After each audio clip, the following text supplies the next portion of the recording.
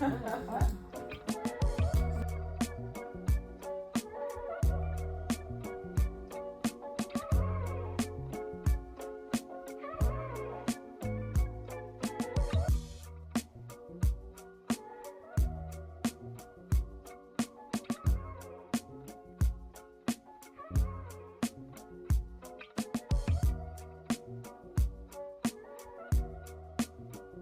jeu est sympa parce que ça leur permet de communiquer entre eux. Il y a aussi une petite révision de plein de bases de culture générale. Et puis c'est un vrai moment collectif.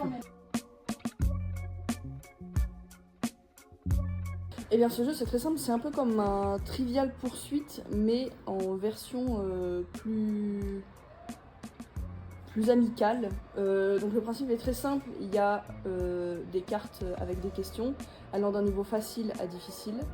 Et il y a également des cartes chance, des cartes joker et des cartes privées. Et c'est en ça que ce n'est pas un Trivial Poursuite puisque nous on a ajouté des cartes privées.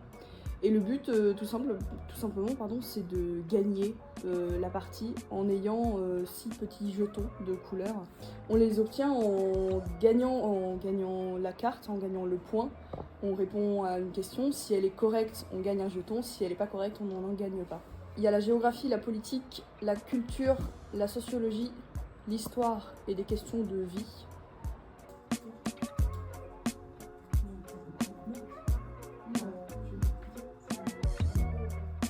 Ils sont bloqués parce qu'en fait il y en a une qui est restée sur une catégorie qui n'a pas de joueurs attribués.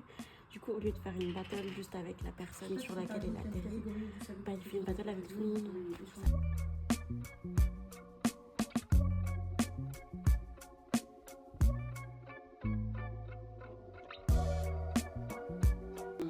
12 Hermione Granger plus Use to open a locked door. En français, ça donne. Le niveau d'anglais n'est pas forcément super élevé, mais avec les traductions et puis ceux qui sont plus à l'aise, ça passe bien.